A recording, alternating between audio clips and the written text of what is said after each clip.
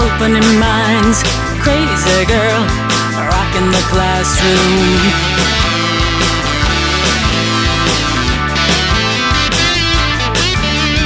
Breaking glass one pane at a time, crazy girl, rocking the classroom.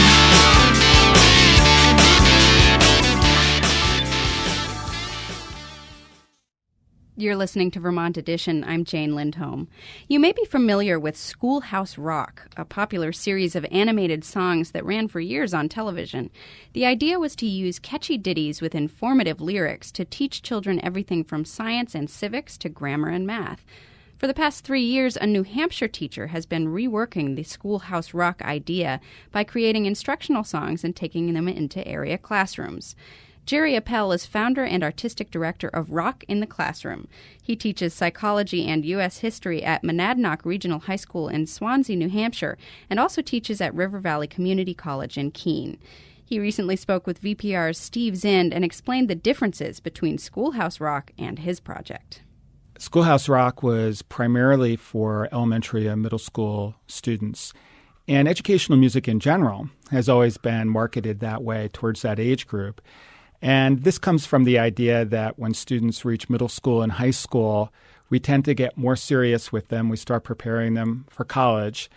And so the songs and the games stop and the lectures and the increased homework begin. And this is a way to offer an alternative to that because everybody loves songs. And I believe that adults as well as children learn from them. Rock in the Classroom has been a way to offer that for high school students, college students, and lifelong learners.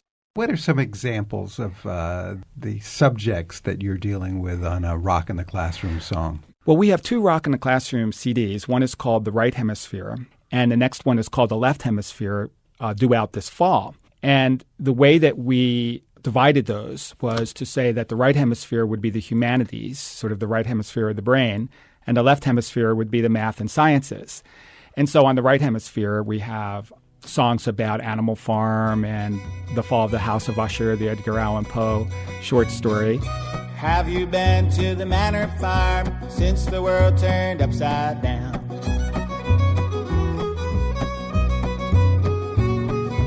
Farmer Jones has gone away. The animals finally have a say. We also have songs on Manifest Destiny and history and Explorers of the Caribbean. And on the left hemisphere, we have a song about mechanical force and physics and a cowboy song called 46 Chromosomes about DNA. 46 chromosomes went riding out one day. Try to make a brand new human being. And the weapon they carried in their genes was the chemical they call DNA. These are all original music and lyrics. I write all the music, and I do sometimes bring in lyricists who might be expert in a topic that I don't know that much about. These songs that take books and encapsulate them in a few minutes, are they sort of the equivalent of Cliff Notes? They are, and of books on tape, perhaps. And that came to me from the idea that a lot of us these days were absorbing books differently, I should say. Many of us are listening to literature on iPods or in our car, and we buy music as single downloads off the internet. Not the same way we used to maybe 15 or 20 years ago. So it comes out of that idea to a certain extent. Well, but is this supposed to be a substitute for actually reading the book? No, it's a complement to reading the book. And one of the other differences between what we're doing and Schoolhouse Rock is Schoolhouse Rock did a fabulous job of memorization. So a person could listen to I'm Just a Bill or a Conjunction Junction and really get the literal understanding of those topic areas.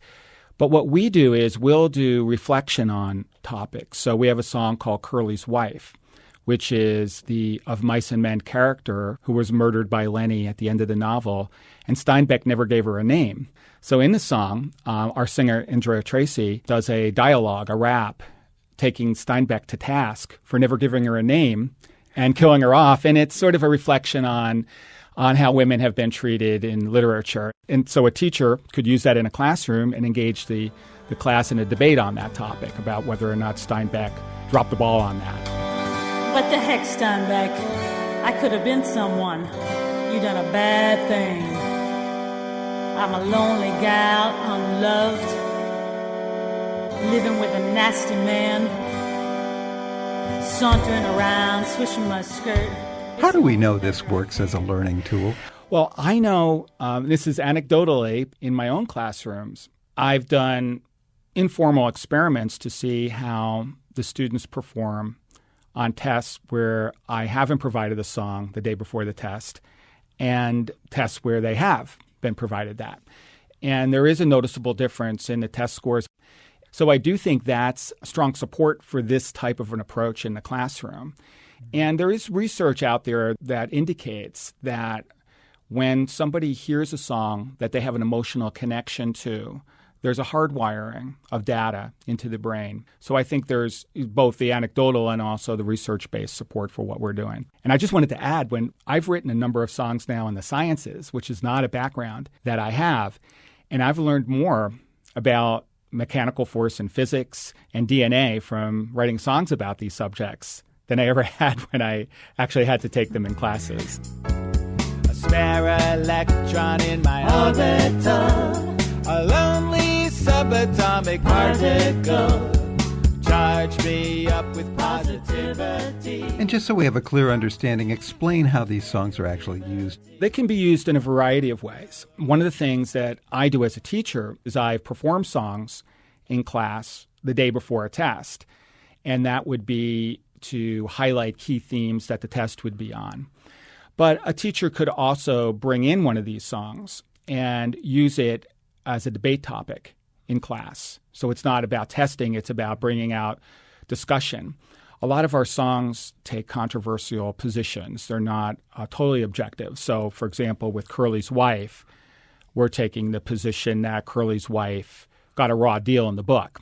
And that's something that students love to debate, whether or not the character was fairly treated or unfairly treated. I assume you have a musical background. Were you a Schoolhouse Rock fan yourself? I was a Schoolhouse Rock fan, and I've been playing guitar since I was about 14 years old. And in college, when I went to UVM, I played in local establishments in Burlington in the 80s. And I was writing more conventional songs in those days. And I took some music theory, and so I have a wide appreciation for different styles of music. And it's amazing to me that I finally have found a way to fully express that. Do you ever come across any objections from teachers or maybe even students who feel that this somehow trivializes important subjects or can't possibly capture all the nuances of some subjects? Not students, but I have had some interactions with educators where they feel that we've maybe gone too far in trying to make learning fun, and that undermines the purpose of education. And there is some truth to that. A lot of learning is challenge, and so maybe this is spoon feeding students. On the other side of that, in my mind, is that our songs aren't necessarily simplistic, and they're offering ideas that I think the author might want to offer as well. So they're setting up challenging debate topics within the song. Does this threaten to become a full-time occupation for you? It very much threatens to be. It's something that I enjoy doing. I do love to teach, so right now it's a half-time endeavor. Jerry Appell, thanks for talking with us today. Thank you. Pavlov had a little dog.